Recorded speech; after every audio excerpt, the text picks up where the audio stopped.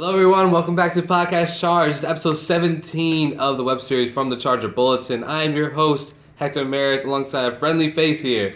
Hey guys, it's Ben again, coming at you. Yeah. Live from University of New Haven. Yeah, it's a very impromptu episode. I didn't really expect to make a Podcast Charge for this week, since this week is Thanksgiving. Gobble. Yeah, gobble gobble. We're actually filming this on a Tuesday.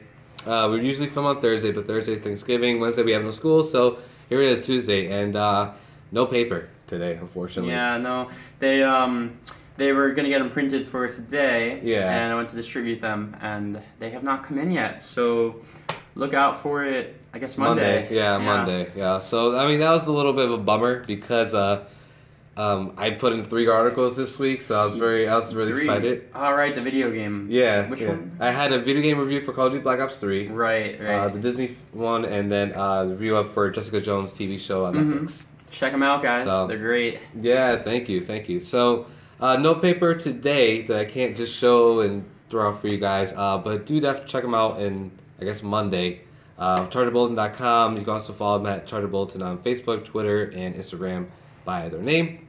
Or you can also subscribe here on YouTube for the Charger Bulletin YouTube page. Click the subscribe button and click like if you'd like to see here. But we do have one news story that is grabbed off from the interwebs from WFSB.com, Eyewitness 3, News 3, blah, blah, blah. We have one thing that actually happened a day or two ago. That was not that great. Yeah, no, not at all. Yeah, it's not great at all. So I'm just going to read it right from the source. So 2 UNH students try to rob another student on campus. So that's actually what happened a couple of days ago.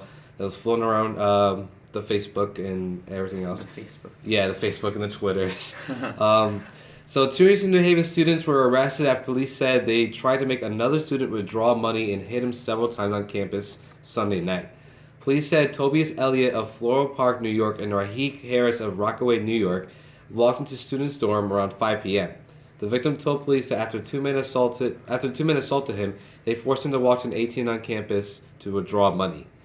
The victim told police that Elliott and Harris believed he owed them money. As the 3 men were walking on campus, the victim ran away and ran to the UNH campus security office. This is a very odd story. Police arrested Elliott and Harris a short time later. They were charged with robbery, assault, and criminal trespass. And the victim was treated at West Haven Fire Department. And it's unclear whether 2 students that were arrested will be arraigned at New Haven Superior Court, but they are being held on bond as of right now. So a very, very weird story to come up near Thanksgiving. Well, so here's what I don't get. If you know anything about the campus, the ATM is literally built into the same building that the police station is. It's literally like a 5-second jog down there. So maybe they could have planned out their crime a little smarter. It's literally right there. I mean... Yeah, they're not very bright at all. That's so odd. Go to an ATM in town or something. Yeah, like why would you take the student to ATM on campus? Which is like right by the police station. Yeah. It's stone's throw away. But yeah. I don't know. That's just plus why. I don't know, man. Like they were escorting him to an ATM and they just ran off. Like I don't really get that. I would have screamed. I mean, like, these guys are robbing me. I mean, it's 5 p.m. on campus. Yeah. If it's like 4 a.m., different story. But yeah, this police station's right there, so yeah, a little odd. Yeah, so that's the only news story we have for this week. Well, that does remind me quickly. I should have said before the show. I don't know, because you're a commuter, so you might not know, but on Thursday night, did you hear about the bus scare? Yes, I did actually. So I don't really know that much about it other than the fact that it was just a suspicious package on the bus that was like right across from Subway. Yep, right by the rec center. And it was pretty much just shut down the post road for like several hours as police were investigating it, and it ended up just being a bunch of clothing and luggage. So not much to it, but it caused a big scare on Yik Yak and Snapchat and everything. Yeah, I mean, we were on TV. So, I mean, it's a very sensitive topic. I guess it could be a sensitive topic to people because I wanted to just a little bit discuss on are we paranoid? It's interesting. Are you saying in light of all of the terrorist attacks? Yeah, really? yeah. Are we? I mean, again, a suspicious package that's on a bus ended up being full of clothes. Mm-hmm. Well, so here's the thing. I mean, I think we actually talk about this in my behavioral economics class a lot, but if you hear that, there's a terrorist attack, you're going to, your heuristic, the rule of thumb is that you're just going to be a lot more on the prone to look out for it, while the odds are still very, very low that you'll fall victim to it. Right. So much detrimental, actually, but that's reasons why controversial acts such as the Patriot Act got passed, because people are willing to give up their security, they're willing to give up their freedom pretty much for their, safety. Yeah. Captain America 2, I guess. Yeah. But exactly. Yeah. It was a little reference to Captain America 2. But that's why that movie's so brilliant, because it's such a great commentary of what the situation is now. But the chances are you're still very, it's very unlikely that you will fall victim to an act of terror, just statistically, and caution's always good, but you have to wonder where's the line that you cut off precaution. It costs money to fiscally spend on preemptive measers, but right. I'm not saying don't try to do any of that, but no, yeah. No, it's just, like, when I read that story, and then I mean, how suspicious can the package be? Just a box. Yeah, exactly. And it's I mean, I don't know. I read that the bus driver, the first thing he did when he saw the package, like, oh crap, there's a package on the bus and no one knows where it's. No, it belongs to nobody, so get everybody off the bus. Which I guess it is the best thing to do. Call the police, but yeah, safety should always be first. Yeah. Safety is always first, but then again, just as a society. Yeah, it's kind of again draws that line that are we like super paranoid now? Probably. Look at the airport. Drastically changed in the past. 20 years ago, never had that many precautions, and now it's pretty much like it's like a prison pretty much now. The precautions of going into it, and I suppose a lot of it's in lieu of the Paris attacks, but then there's the whole issue too, bringing up that we don't have to get fully into, but you bring up this one big act of terror in Paris. While meanwhile things like this are going on in the Middle East all the time. It just goes unreported, or at least not unreported, but just it's like not the limelight of focus. Because just because it's a town in Syria or Israel or Lebanon, it's not really in the limelight. So that is interesting how we prone in on more acts, and I guess let them influence us more. Yeah. But so enough about that. Enough for that topic. I just wanted to go into a little bit about it because it is interesting to see happening right here. Outside campus. Yeah. I mean, it's not the first time either, but that was before my time. But yeah. But so that very interesting article there. Thing that happened on campus. Hopefully the victim is all right, and the people or the not suspects, they're criminals. The criminals that were arrested get their justice. So let's get into the more fun topic. A lot more fun. The more fun topic that we're going to go into the rest of the podcast. Charge. Again, it feels like a little bit of empty because we have like no news, but you know what? We're just gonna bring it up and just let's go into Star Wars: The Force Awakens. Oh yes, a huge thing that's coming in December for the movie. I mean, everything about Star Wars. If you've not heard about Star Wars yet, you've been living under a rock, basically. So we're gonna talk a little bit about just the movie, a little bit of our expectations, and maybe a little bit into our history with Star Wars. Like our different shows, maybe a couple of games here and there. Yeah. So. Let's start off with you, Ben. So, what do you think about Star Wars: The Force Awakens and how big it's affecting our culture now? Well, I guess just to preface, I'll say how I grew up with it, because I suppose everybody, to a degree, grew up with it, but in different ways for some of them. For me, I was introduced to it by my dad. He showed me episode 4, and, I loved it. It was a great adventure, great action. I watched all the other ones. I had them all on VCR. So I started watching them pretty much every weekend. I would watch them, on the VCR. Yeah. They were still special editions, but still Star Wars nonetheless. So, actually, I think Attack of the Clones is the earliest movie I can remember seeing in the movie theater. Because I saw the prequels. So, but I didn't really get into it till after that, when I was shown all the original, trilogy from the 70s. So after that, I started to get really, really into it, and then of course, Star Wars Battlefront, not the new one. Now, the one that came out on PS2 back in the day, Star Wars Battlefront, that was my jam. But not just Star Wars Battlefront, it was also, Jedi Knight 2, Jedi Outcast. Do you ever play those? A lot of those games came out like on Xbox. Well, I'm talking, these ones are on PC for me. Okay. Definitely back in the day, there was, Rebel Commander. Yeah, I know. Knights of the Old Republic. Oh my Yeah. gosh. So, and I heard Knights of the Republic is like one of the best Star Wars games. it's one of the best RPGs Yeah. ever. So I got really into it. The Lego ones, of course. Right. 'Cause of course, you know. So I got started to get really, really into it. I started collecting all of the action figures. Right. Unfortunately, well, not unfortunately, they've since been traded in for Godzilla figures. But you know, so that was all around 2003, and then in 2005 I was still really into it. So when Revenge of the Sith came out, that was my jam. So Yeah. I went all out, went to see it. I loved it, contrary to what most people think about that film. I saw it twice in the movie theater. Twice? Yeah. I saw it once. I didn't see it twice, but I did like it a lot. And then after that, I guess as there's nothing really new coming out, I never watched the Clone Wars or anything. There wasn't really much coming out, so it's not that I lost interest in it, but I just sort of my focus shifted to other things like Godzilla, like Lord of the Rings, like all these other older movies and games. But it's still always a part of me. You know what I mean? Exactly. Even though it might have come out of the focus for other things, I still always loved it. And then so then when I hear The Force Awakens is coming out, I'm starting.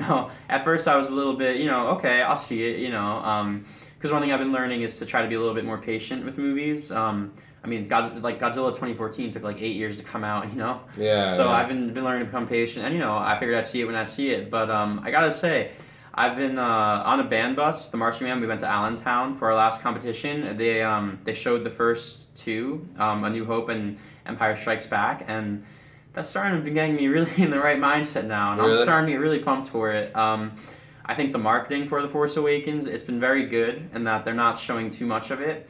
A lot of these Marvel movies, they'll show pivotal moments in the film.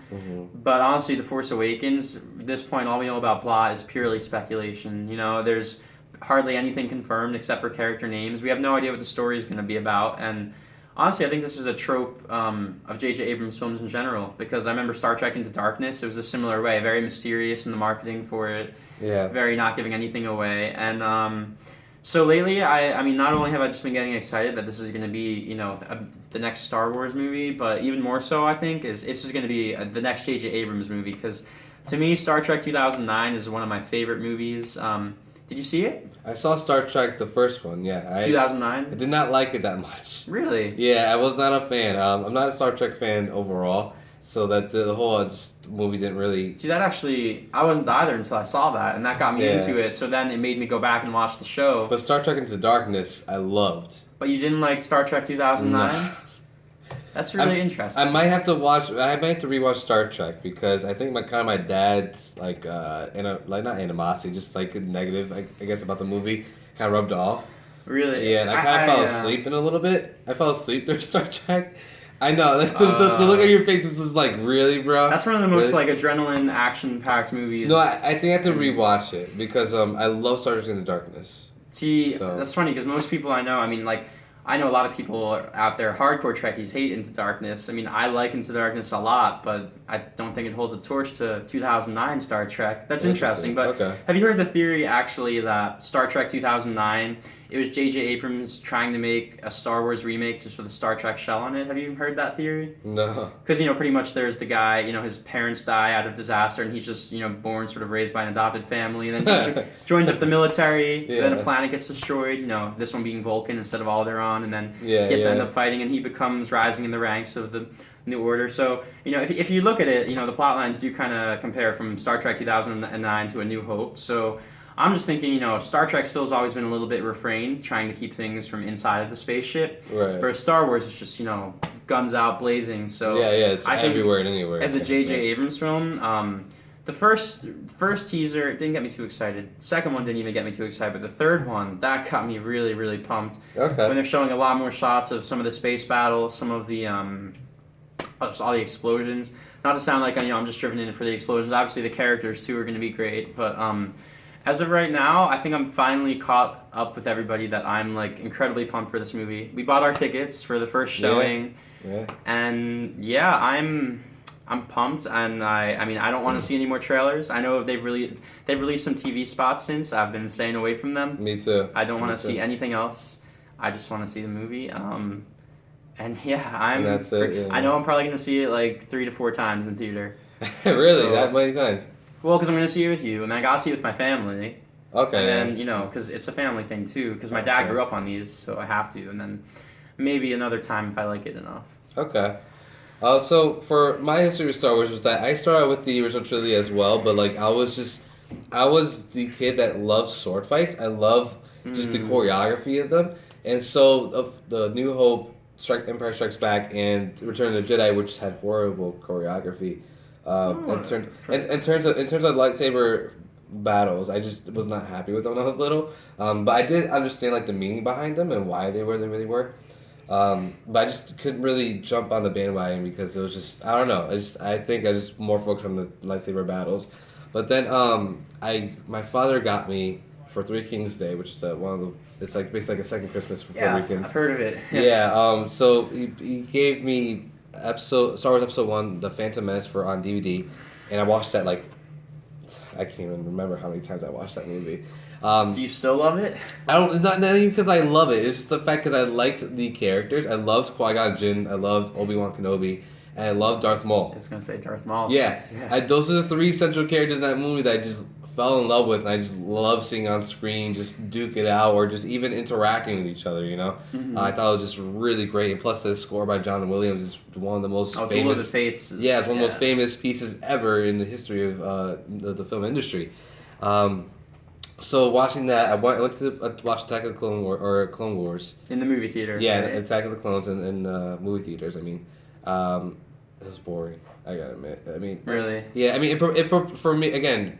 I was in this state where I was like, I want to see cool lightsaber battles, but when I rewatched it, I did see the story how it propels and just the things are going back and forth, and plus the interaction between Count Dooku and Obi-Wan Kenobi, where Count Dooku literally went up to Obi-Wan Kenobi, like, look. There's stuff going down. There's betrayal in the Jedi Council and the Republic. Listen to me. Join me, and we could probably stop it. And everyone was like, nah. Even though he was telling the truth the whole time. I never thought of it that way. Yeah, go back and see that scene where Obi-Wan Kenobi is actually held prisoner by Count Dooku, and he talks to him saying, there's betrayal in your clan. I'm telling you this now. Join me, and we can stop it. And then everyone's like, nah, I won't join you. Now, Count Dooku, because I've seen episode 2 the least, Count Dooku was Qui-Gon's old master, right? Right, yeah. And then Count Dooku makes the, claim that, Qui-Gon was here, he would join me. Like, that kind of sets off a fuse for Obi-Wan. Okay. But I did play the games. Star Wars Battlefront PS2 was amazing.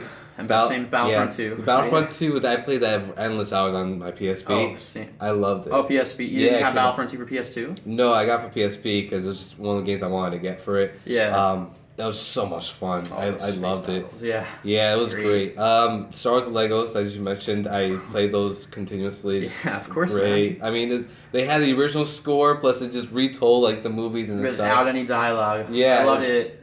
Because then you have to be more creative with the storytelling. I mean, the recent Lego games have had the movie dialogue, which is fine, but I do kind of thought that lent them being a little more funnier. Yeah, it did. Yeah. And the fights were actually really, really fun. Oh yeah. Even if it was like stiff, a little bit archaic at the time, it was still really fun for what it was.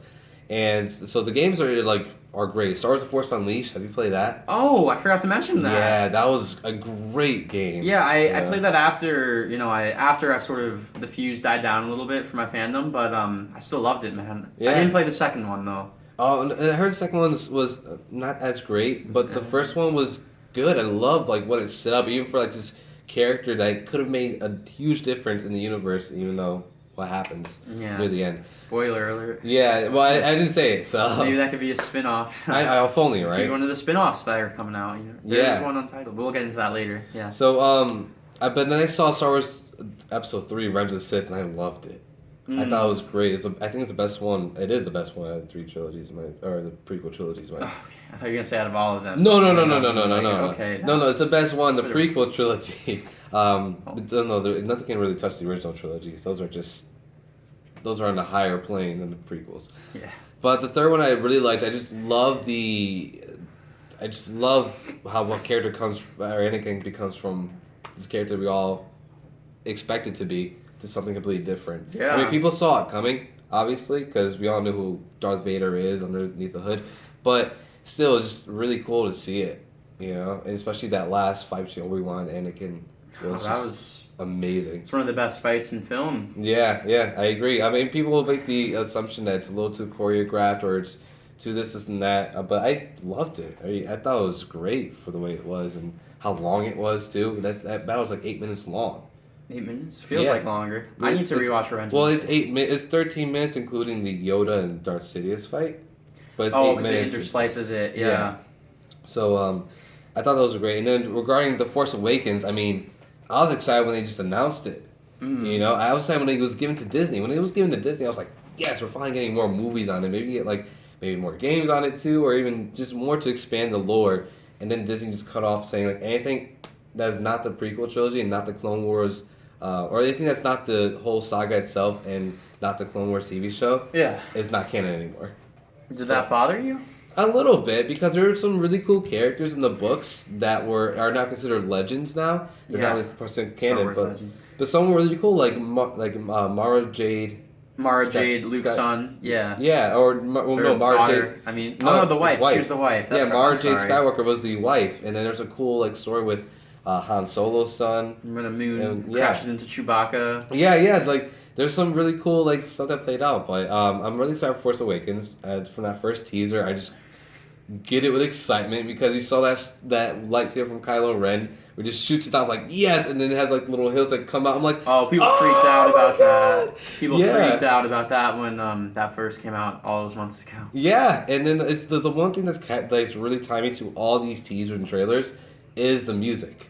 When the music starts playing, that's when I start oh man, I feel like a kid again. That's interesting because it's not the direct soundtrack, but it's hints of it. Yeah, and it'll chime into other things. For people that know Star Wars music, I mean, you know Star Wars music when you hear it, and so when you hear it in that trailer, I'm just like, oh my gosh, it's so much, and especially that last trailer they had before the premiere of the movie. Not counting the TV spots, right? No TV. I haven't watched TV spots. Okay, good. Yeah, so, the last one where it's Yeah, it's it's great.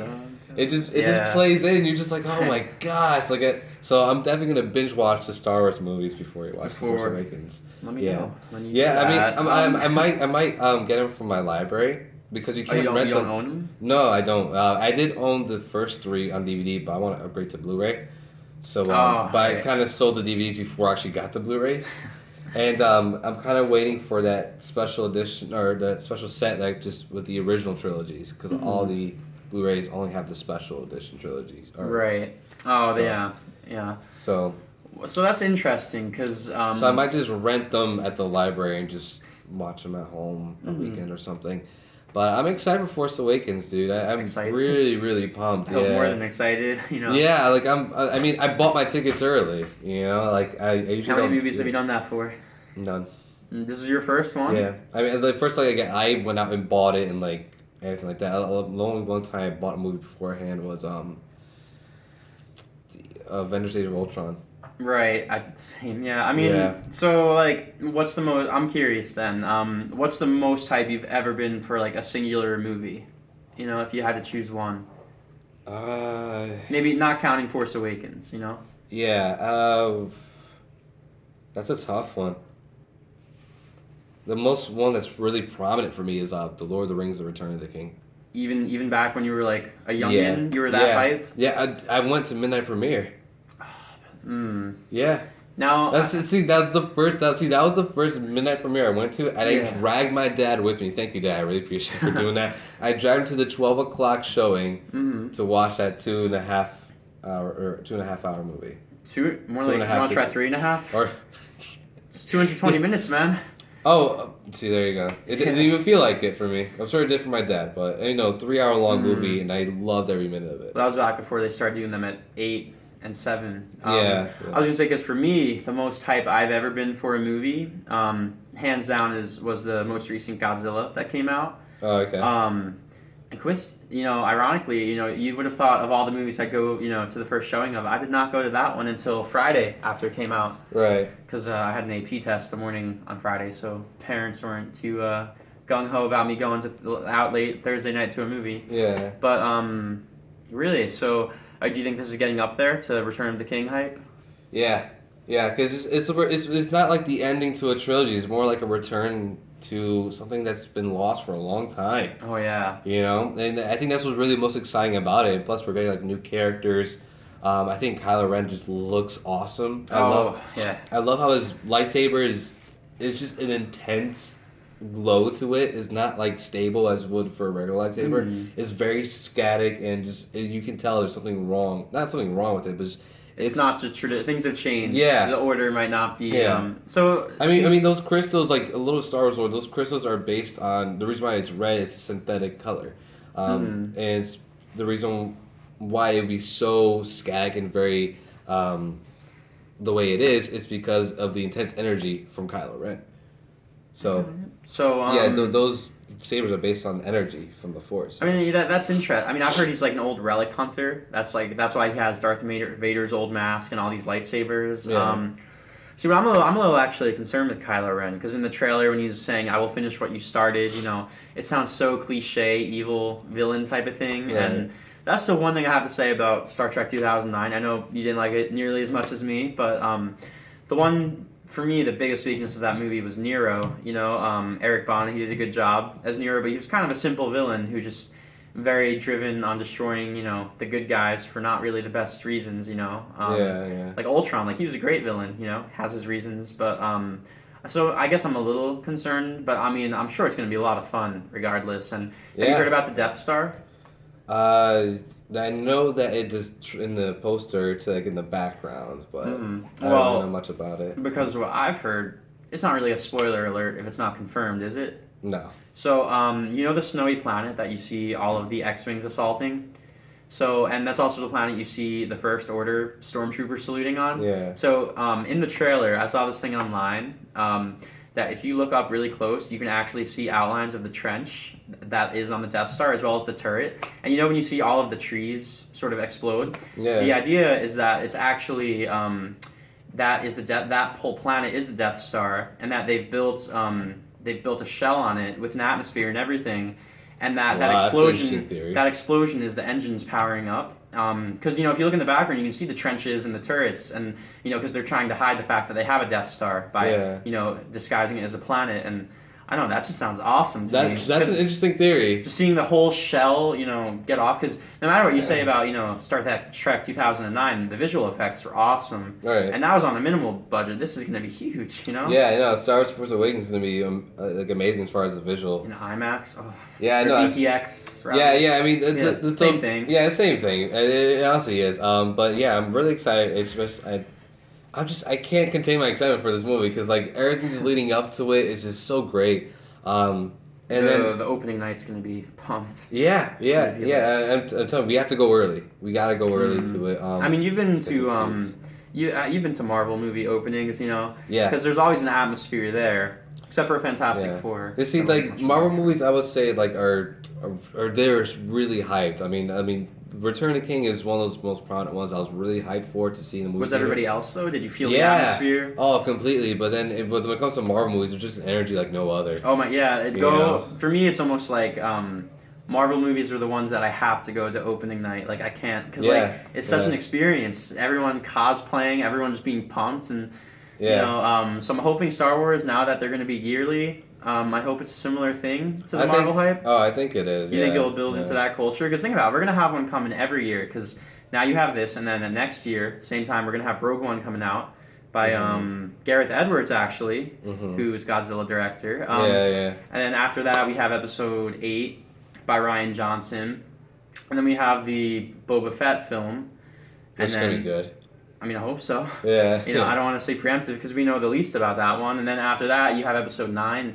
Really, it's going to be like its own film series in of itself, separate. I mean, it'll be interesting because I feel like the past couple of years, the Marvel films have really dominated like all the toy sections at Target all the shirts, and now I'm starting to see Star Wars kind of take it over a little bit more again. So completely, yeah. No. It'll be like a battle between Marvel and Star Wars, but they're both Disney anyway. Yeah, exactly. So Disney just like, they own the world now. Yeah. The two biggest movie franchises in history. But the thing is, like, Disney knows what to do with them. Oh yeah, they know how to find talent.